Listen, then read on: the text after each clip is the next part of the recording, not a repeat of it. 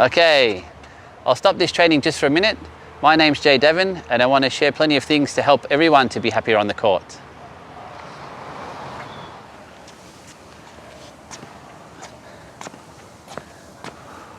Grandpa Jay. Forget about that. I don't feel anything. I'm made of steel. All right, this video today, it's about pain, okay? That's why I was walking in like I looked like I had a cane. Right, so this one, what I'm here to tell you is that you've got to wake up. When your body is sending you the message, it's your body's protection mechanism. It's the way to communicate to you. When you're feeling pain or sore in your body from something, like your tennis, then that means you're doing something wrong. The pain is your body sending you the message, stop it already. Yeah, you're killing me here. Take notice. So then what people do is they tell you such stuff as, you know, no pain, no gain. I tell everybody, if you've got pain, you're not using your brain. So forget about this no pain, no gain business. Is, you know, if you keep doing it, your wrist will get stronger. It might be hurting for now, but it's okay. It's not okay. When you're feeling pain, you have to take notice. Have you seen, I ask people all the time, have you seen the biggest bodybuilders or any type of big bodybuilders, right? And you look at their wrist, is it big and muscly? Man, it's a bone. Your tiny little wrist with a bone hasn't got any muscles for it, it's a bone, okay? And there's all the ligaments and tendons there. It is not gonna get stronger. If it's hurting, okay, same as your elbow, the famous tennis elbow, right? It's telling you that the way you're swinging or what you're doing, it's nowhere near efficient and effective and you're loading the muscles wrongly of how it's supposed to be done. So that's why it's telling you, come on, lay off, you're killing me here, it's hurting, and it's giving you the message, don't do that. So it's not a matter of just keeping it more and you'll build up your strength of your arm and your wrist and your elbow and all this stuff. It's totally not right. If you've got pain, that means stop it. You're not doing it right. You should go find applied exercise sports scientist, oh yeah, I know one, me, to help you to be able to do it properly, right? Because you need to correct whatever it is. You're not doing it effectively and efficiently. You need to change the movement. The pain is telling you that.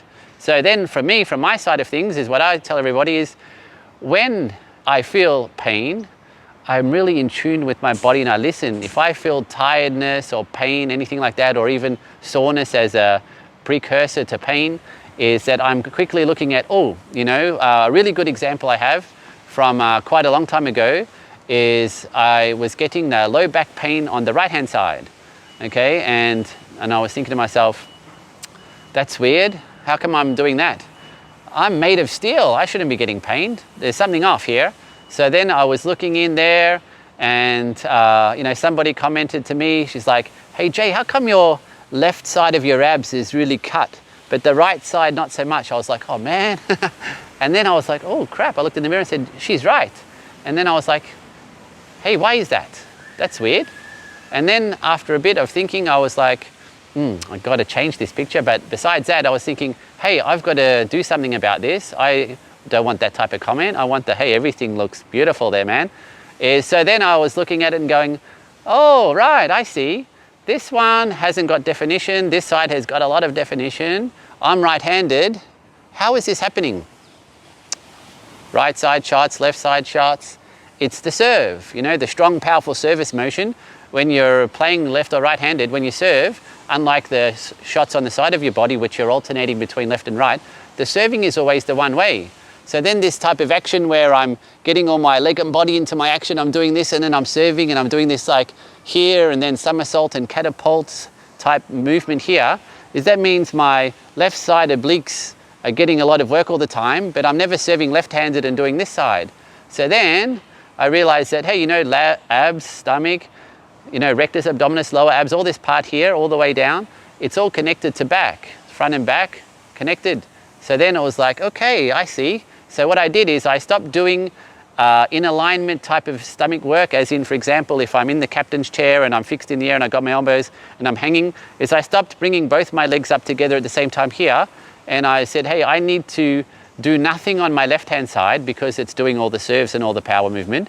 So that means I need to correct and balance the muscles. A lot of your aches and pains and problems is, other than doing the incorrect movements that are loading the body wrongly and putting too much stress to certain things, is muscle imbalances, So one side's doing too much or pulling your body the other way, and that's pulling things out of place and putting too much loading unilaterally, so it's not even. So then what I did was I removed all the straight up and down stomach exercise, and I started to do hanging in the captain's chair, turning to the right, then really trying to, because what happens is when you have a stronger muscle, like my left hand side of my abs here, is they want to dominate and take over because they can, because they're so much stronger, right? So then it's actually hard to do. So what you've got to do is you've got to switch your strong side off and go to the other side. So then I'll actively try to squeeze and tense this up, relax my left side, and then with my both legs, pull slowly and highly up in here and really crunch that and hold it, and then drop it down. So I started just doing only right oblique, right hand side, to make sure I try to see if I can balance that up, because do a lot of work on this side. Don't do this because I'm going to have that covered when I'm serving in the game and on the court all the time. So just do a lot on right hand side only, and voila, guess what happened? My lower right back pain has been gone for a decade or more, longer than that. As soon as I started doing this and only working my right side obliques, then my lower right hand side back pain has gone away. It doesn't really matter how many hours I'm standing on the court and running around, I don't get the lower back pain at all, yeah?